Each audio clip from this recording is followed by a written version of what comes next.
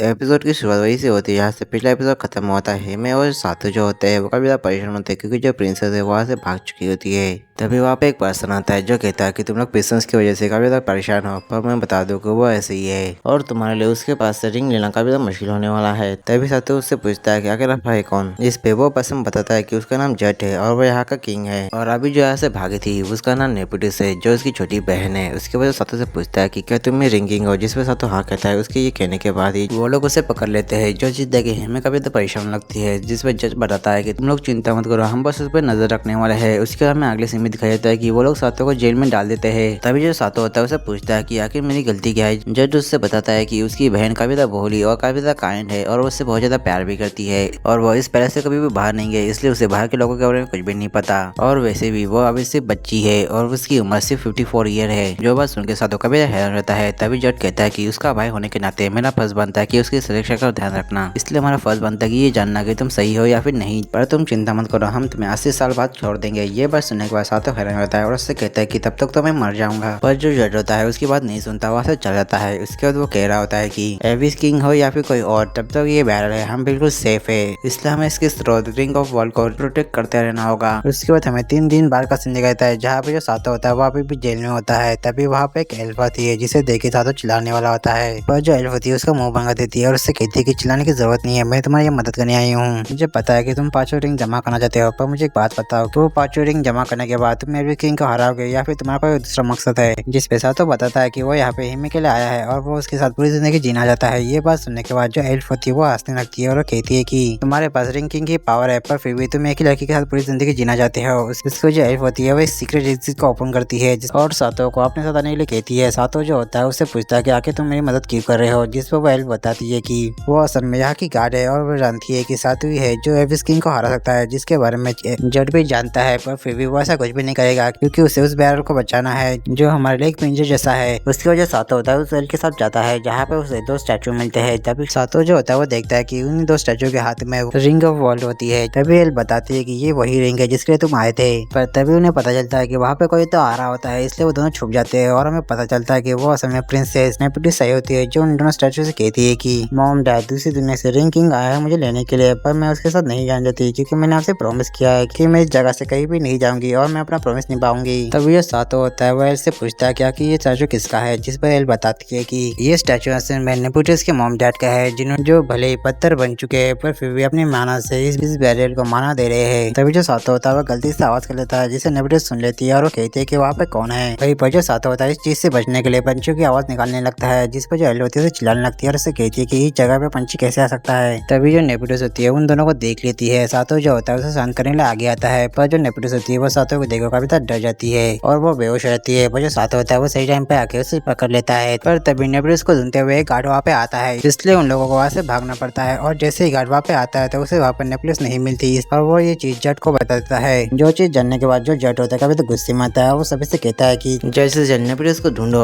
जो बात सुनकर सारे गार्ड जो होते हैं वहाँ से चले जाते हैं। उस तभी जो जज होता है वो कहता है कि मुझे पता है कि ये किसका काम है। और उसके बाद हमें सातों और नेपोटिस को दिखाया जाता है जहाँ पे उसे याद आता है कि उस सेल ने उसे कहा था कि नेपोटिस अभी बेहोश है तो तुम्हारे पास अच्छा मौका है अपना काम करने का। उसके बाद हमारा सीन प्रेजेंट में आता है जहाँ पे जो सातों होता है वो नेपोटिस के पास जाता है, पर तभी जो नेपोटिस होती है वो होश में रहती है। जो सातों को देखकर काफी डर जाती है। सातों जो होता है उसे शांत करने की कोशिश करता है, पर जो नेपोटिस होती है वो इतनी डर जाती है कि वो सातों और अपने ऊपर ही वॉमिटिंग कर देती है। और उसके बाद हमें जड और बाकी सबको दिखाया जाता है जो देखते हैं कि सातों वहाँ पे नहीं होता। तभी वहाँ पे वही एल्डर होती है और हमें पता चलता है कि वो एलिसन में उस विलेज की एल्डर होती है। एल्डर जो होती है वो बताती है कि आप काफी देर हो चुकी है, आप तक जो सातों है वो नेपोटिस को काफी दूर लेकर जा चुका होगा। जिस पे जट कहता है कि आप मुझे पता है कि आप झूठ कह रहे हैं। एल्डर कहती है कि तुम्हें आप सच्चाई को मानना पड़ेगा, तुम्हारी बहन आप बहुत ज्यादा दूर जा चुकी है, अब वो तुम्हें कभी भी भाई नहीं कहेगी। ये बात सुन के जो जट होता है उसकी हालत ही खराब हो जाती है। उसके बाद हमें सातों और नेपोटिस को दिखाया जाता है जहाँ पर जो नेपोटिस होती है वो सातों से माफी मांग रही होती है क्योंकि उसने जो किया है। जिस पे सातों कहता है कि कोई बात नहीं, वैसे मुझे एक बात बताओ, क्या मैं तुम्हें सच में कभी ज्यादा डरावना लगता हूँ। जिस पे नेपोटिस कहती है कि ऐसा नहीं है, असल में मैं कभी पैलेस से बाहर नहीं गई, इसलिए मुझे बाहर के लोगों के बारे में कुछ भी नहीं पता। तभी सातों कहता है कि मैं समझ सकता हूँ, मैं इस दुनिया में नया हूँ, मैं इस दुनिया के बारे में कुछ भी नहीं जानता, पर मैं इस दुनिया के बारे में जानने के लिए काफी एक्साइटेड हूँ। तभी जो नेपोटिस होती है वो सातों से पूछती है कि वैसे तुम्हारी दुनिया कैसी है, क्या तुम्हारी दुनिया काफी ज्यादा डरावनी है, वहाँ पे मॉन्स्टर और गोल्बिन्स है या फिर काफी बड़े ड्रैगन्स है। जिस पे सातों कहता है कि ऐसा कुछ भी नहीं, मेरी दुनिया काफी ज्यादा शांत है। वही पर जो नेपोटिस होती है उसे सातों की बातों में काफी इंटरेस्ट होने लगता है, इसलिए वो उसके पास जाती है और उससे पूछती है कि क्या तुम्हारी दुनिया में एल्फ भी है। वहीं पे जो सातो होता है वो नेपोटिस को इतना करीब देखे कभी तो शर्मान लगता है और उससे कहता है कि नहीं, हमारी दुनिया में एल्फ भी नहीं है। ये बात सुन के नेपोटिस जो होती है वो सैड हो जाती है। तभी सातो उससे कहता है कि लगता है तुम्हें बाहर की दुनिया में काफी इंटरेस्ट है। जिस पर नेपोटिस कहती है कि भले मैं कभी भी बाहर नहीं गई पर मैंने काफी सारी किताबें पढ़ी है और मैं उन किताबों से बाहर की दुनिया को इमेजिन करती थी। फिर वो कहती है कि काश मैं बाहर की दुनिया देख सकती। जो बात सुन के सातो कहता है कि क्यों ना तुम मेरे साथ चलो और मैं तुम्हें बाहर की दुनिया दिखाऊंगा और साथ में मैं तुम्हें अपनी भी दुनिया भी दिखाऊंगा। जो बात सुन के नेपोटिस जो होती है कभी तो खुश हो जाती है और सातो से कहती है कि क्या तुम मुझे सच में बाहर की दुनिया दिखाओगे। जिस पे सातो कहता है कि हाँ, मैं तुमसे वादा करता हूँ कि मैं तुम्हें बाहर की दुनिया दिखाऊंगा। पर तभी जो नेकलेस होती है वो नोटिस करती है कि वो बिना कपड़ों के सातो के सामने आ चुकी होती है, जिसलिए वो कभी शर्मा जाती है। तभी जो सातो होता है उससे पूछता है कि तुम्हें बाहर की दुनिया इतनी ज्यादा पसंद है, तुम यहाँ से कभी भाग के क्यों नहीं गई। वही पर ये बात सुनकर जो नेपोटिस होती है वो सातो कुछ बताने वाली होती है, पर उससे पहले वहाँ पे जट और बाकी सब आ जाते हैं। जहाँ पे जट होता है उन दोनों को बाहर आने के लिए कह रहा होता है। वही पे वो दोनों जो होते हैं वो अपने कपड़े पहन लेते हैं। वही पे सातो उससे कहता है कि मैं यहाँ पे हिमी के लिए आया था, इसलिए मैं 5 रिंग जमा कर रहा हूँ, पर मैं तुम्हें फोर्स नहीं करूंगा कि तुम मुझसे शादी करो या ना करो। बस मैं इतना चाहता हूँ कि तुम अपने फैसले खुद ही लो। वही पर जो सातो की बात सुनकर जो नेपोटिस होती है वो कहती है कि तुम्हारा बहुत शुक्रिया, मैं तुम्हारा साथ जरूर दूंगी। और उसके बाद वो दोनों बाहर आते हैं। जहाँ पे जो हिमे होते हैं उन दोनों को साथ में देखे काफी जेलस फील करी होती है। तभी जो नेपोटिस होती है वो जज से कहती है कि भैया रिंग किंग वैसा नहीं है जैसा हम लोग समझते थे, वो काफी ज्यादा अच्छा है। जिस पे जट कहता है कि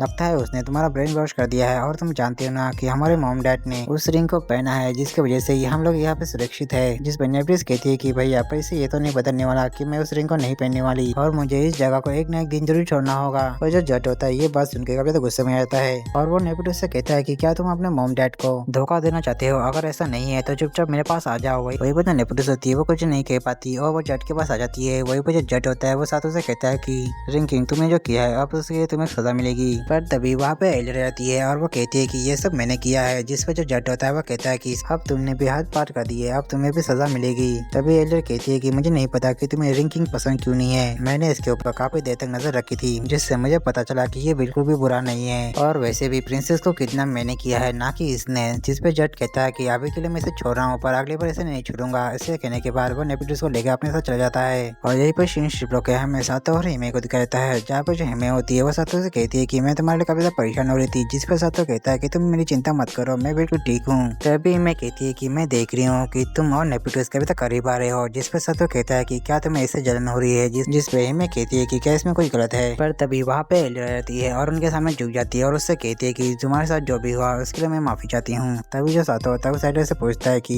आखिर नेपोटिस इस जगह से बाहर क्यों नहीं जाना चाहती। जिस पे एलियर कहती है कि तुम्हें ये जानने के लिए तुम्हें नेपोटिस की मॉम के बारे में जानना होगा। एलियर बताती है कि नेपोटिस की मॉम जो थी वो पहले रिंग को नहीं पहनने वाली थी। उससे असल में नेपोटिस की बड़ी बहन की एक एलियर सिस्टर भी थी जो इस रिंग को पहनने वाली थी, पर उसे एक ट्रैवलर से प्यार हो गया था और जब उसके बारे में सभी को पता चला तो पूरे विलेज में हड़कंप मच गई थी और उसके बारे में तरह तरह की बातें होने लगी थी, जैसे कि अगर वो रिंग उस ह्यूमन को मिल गई तो पता नहीं वो क्या करेगा। पर जो एल्डर सिस्टर थी उसे इस चीज से कुछ भी फर्क नहीं पड़ा था, उल्टा उसे और भी उससे बहुत ज्यादा प्यार होने लगा था। पर एक दिन हमें पता चला कि जो ह्यूमन है वो एल्डर सिस्टर को छोड़ के कहीं पे चला गया था या फिर उसे मार दिया गया, उसके बारे में कुछ भी पता नहीं चला। वही पर में और साथे होते हैं उन्हें ये बात सुनकर काफी बुरा लगता है। तभी वहाँ पे दादाजी और प्रिंस भी आ जाते हैं और उसके बाद जो एल्डर होती है वो आगे बताती है कि उस ट्रैवलर के जाने के बाद विलेज में काफी ज्यादा शांति हो जाती है। पर जो एल्डर सिस्टर होती है वो काफी ज्यादा मायूस रहने लगती है, इसलिए वो इस विलेज को छोड़ के जाने लगती है। पर जाते वक्त वो इस विलेज को एक कर्ज देती है और उस कर्ज के अकॉर्डिंग जो भी वर्ल्ड रिंग को पहनेगा उसके बाद इस विलेज के ऊपर एविस किंग का अटैक होगा, जिसकी वजह से ये विलेज पूरी तरह से तबाह हो जाएगा। और फिर एल्डर आगे बताते हैं कि इसी कर्ज की वजह से सभी लोग डरने लगे और इसी की वजह से नेपोटिस की मॉम और डैड ने वर्ल्ड ऑफ रिंग को पहन लिया और उस कर्ज बैरल को बना दिया ताकि उनका विलेज सेफ रहे। पर उन दोनों को इस चीज की कीमत चुकानी पड़ी और वो दोनों पत्थर के बन जाते हैं। उसके बाद हमें नेपोटिस को दिखाया जाता है जो काफी उदास होती है। फिर वो अपने पास को याद करती है जहाँ पे उसकी मॉम से कह रही होती है कि हमें के पास काफी ज्यादा लाइफ स्पेन होती है पर एक टाइम के बाद हमारा दिल भी थक जाएगा। जिस पर नेपोटिस पूछते है कि आखिर आपका दिल क्यों थक जाएगा। जिस पर नेपोटिस की मॉम कहती है कि ये मैं तुम्हें नहीं बता सकती पर तुम मुझे प्रॉमिस करो कि तुम कभी भी इस जगह से बाहर नहीं जाओगी। और उसके ये कहने के साथ वो दोनों पत्थर में बदल जाते हैं। फिर हमें नेपोटिस को दिखाया जाता है जो रो रही होती है और इसी के साथ ये एपिसोड पे खत्म होता है। तो मिलते हैं नए एपिसोड, तब तक के लिए आप सभी को सायोनारा।